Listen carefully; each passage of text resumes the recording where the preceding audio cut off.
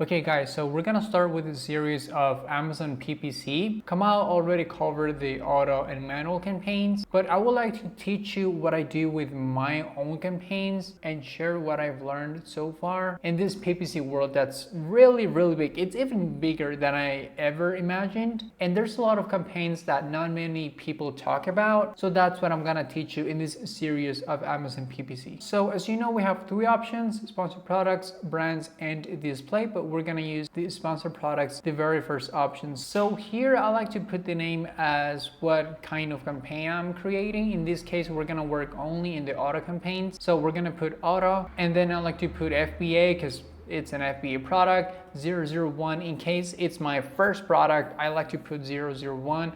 And then CM. I'll let you guys know why we're putting CM here, like what this stands for. But basically that's like the formula I like to follow when I creating the name of my campaign. So we're just gonna name it like that, and then if we scroll down, we're gonna have the products. In this case I have two. So basically that's how I'm gonna name this campaign, and then we're gonna have the product. In this case I have two products. I'm just gonna use this one for this example. And here on the targeting, we're either gonna work on an automatic campaign or manual campaign. So in this case we're gonna start with the automatic campaign, automatic targeting. So let's scroll down, and here where it changes. Okay, normally people just create the automatic campaign on set the default bid, and you can just change the bid here. But what I like to do is, well, people normally just like set default bid and that's it. They just move on with this part.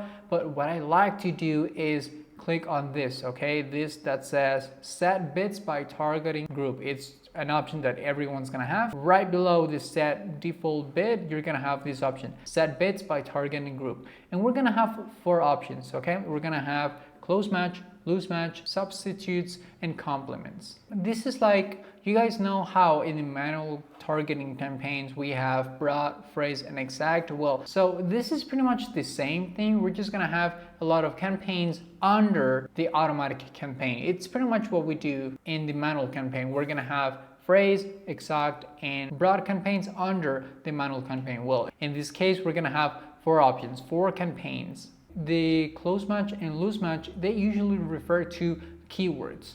And the substitutes and complements usually refer to ASINs, to actual products. So this is what most of the sellers do not know when it comes to creating auto campaigns. And we're just gonna leave the close match campaign on. So that means we're gonna have four different campaigns, one for close match, another one for loose match, and in that case we're just gonna enable this option, and that way we're only gonna have this option, and then same thing for substitutes, yep, like that, and for complements. The reason because of this is that if you have all of the options on Amazon, what they're gonna do is that they're just gonna grab all this data and combine it together because you only have one campaign. If all of the four options are enabled, they're just gonna throw it out there. And the thing is that the problem with that is that maybe the close match will perform really well, but the substitutes will perform horribly. This one's gonna bleed you, but this one's gonna make you a lot of money. And the thing is, once you launch this campaign,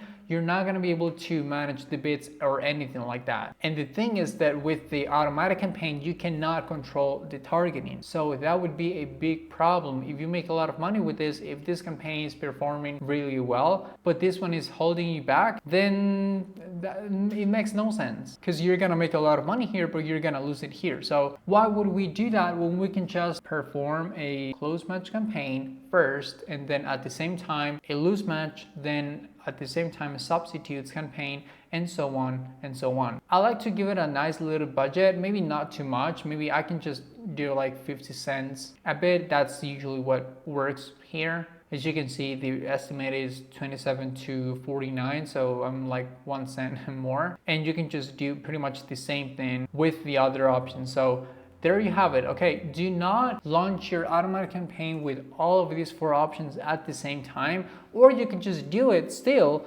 but at the same time you gotta have four different campaigns. So that means you're gonna have five plus the automatic campaign that you're gonna have with all the 4 options enabled. So that's gonna be one campaign and 4 other campaigns with only close match on, and then loose match, and then substitutes. And then if you scroll down, you do not wanna deal with this, especially if you're starting. That's just not worth it, because you are not gonna have information to be able to tell, oh, this keyword is not working really well, this product is not working really well. So you don't want to mess with any of this.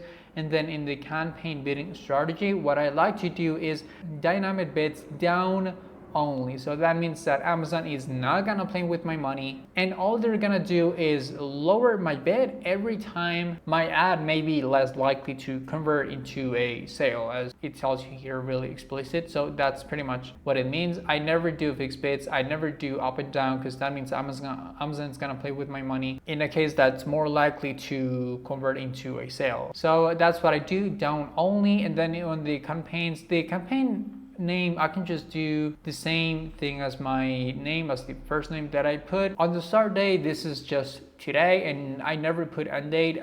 If I'd like to see, that's the thing, that's the magic of this. If I want to end my close match campaign, I can just do it right away. And if it's not working really well, I usually just go down in the bid. If 50 cents is a lot of money, I'm just gonna put 41 or maybe 36. I never do round numbers like 20 or 30. I never do that. I like to put 26 cents, 31 cents, something like that. And if this business is not working well, if like a month or 2 months have passed by already, and you can clearly notice that this one is not working well, you can just cut it, okay? It's not a big deal. You're gonna be fine. Just do not create an auto campaign, one auto campaign with all of these options enabled. And the same thing with loose match. If this one is working really well, you can just leave it running, increase the bid so you have more conversions, and that means more clicks, and that means more sales. But if it's not working really well, just cut it and that's it. You're gonna have a remaining of 3